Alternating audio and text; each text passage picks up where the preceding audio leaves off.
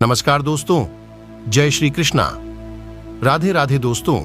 आज हम आप लोगों को इस वीडियो में गुरु विश्वामित्र और स्वर्ग की रानी मेनका के बारे में बताएंगे। वीडियो को छोड़कर जाएगा नहीं, वीडियो को अंत तक देखिए।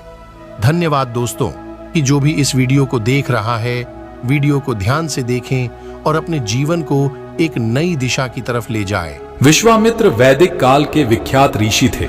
उनके ही काल में ऋषि वशिष्ठ थे, जिसने उनकी अड़ी चलती रहती थी। अड़ी अर्थात प्रतिद्वंद्विता। विश्वामित्र के जीवन के प्रसंगों में मेनका और त्रिशंकु का प्रसंग भी बड़ा ही महत्वपूर्ण है। प्रजापति के पुत्र कुश, कुश के पुत्र कुशनाभ और कुशनाभ के पुत्र राजा गाधी थे। विश्वामित्र जी उन्हीं गाधी के पुत्र थे। कहा जाता है कि हरिद्वार में आज जहां शांति कुंज है, उसी स्थान पर विश्वामित्र ने घोर तपस्या करके इंद्र से रुष्ट होकर एक अलग ही स्वर्गलोक की रचना कर दी थी। राम और लक्ष्मण ने गुरु महर्षि विश्वामित्र शिक्षा प्राप्त किया था। अप्सरा देवलोक में रहने वाली अनुपम, अति सुंदर, अनेक कलाओं में दक्ष, तेजस्वी और अलौकिक दिव्य स्त्री है। मित्रों, वेद और पुराणों में उल्लेख मिलता है कि देवी, परी, अप्सरा, यक्षिणी, इंद्राणी और पिशाचिनी आदि कई प्रकार की स्त्रियां हुआ करती थीं। उनमें अप्सराओं को सबसे सुंदर और जादुई शक्ति से संपन्न माना जाता है। मेनका स्वर्ग की सबसे सुंदर अप्सरा थी। महान तपस्वी आर्षि विश्वामित्र ने नए स्वर्ग के निर्माण के जब तपस्या शुरू की तो उनके तप से देवराज इंद्र ने घबराकर उनकी तपस्या भंग करने के लिए मेनका को भेजा। मेनका ने अपने रूप और सौंदर्य से तपस्या में लीन विश्वामित्र का तप भंग कर दिया। विश्वामित्र सब कुछ छोड़कर मेनका के ही प्रेम में डूब गए।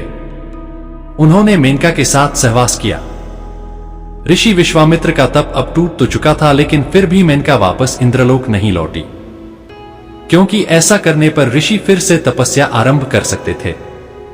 ऐसे में मेनका से विश्वामित्र ने विवाह कर लिया और मेनका से विश्वामित्र को एक सुंदर कन्या प्राप्त हुई मित्रों, जिसका नाम शकुंतला रखा गया। मित्रों, कुछ वर्षों के बाद मेनका के दिल में प्यार के साथ एक चिंता भी चल रही थी, और वो थी इंद्रलोक की चिंता। वह जानती थी कि उसकी अनुपस्थिति में अप्सरा उर्वशी, रंभा आदि इंद्रलोक में आनंद उठा रही होंगी। दरअसल मेनका का धरती पर समय बिताने का वक्त पूरा हो गया था और उसे जो लक्ष्य दिया था वह भी पूरा हो चुका था। इसीलिए मेनका अपने पति और बेटी को छोड़कर पुनः इंद्रलोक चली गई थी।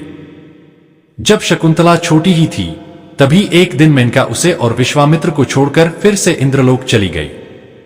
मेनका के छोड़कर चले जाने के बाद शकुंतला का लालन पालन और शिक्षा दीक्षा ऋषि कण्व ने किया था, इसलिए वे उसके धर्मपिता थे। इसी पुत्री का आगे चलकर सम्राट दुष्यंत से प्रेम विवाह हुआ, जिनसे उन्हें पुत्र की प्राप्ति हुई। यही पुत्र राजा भरत थे।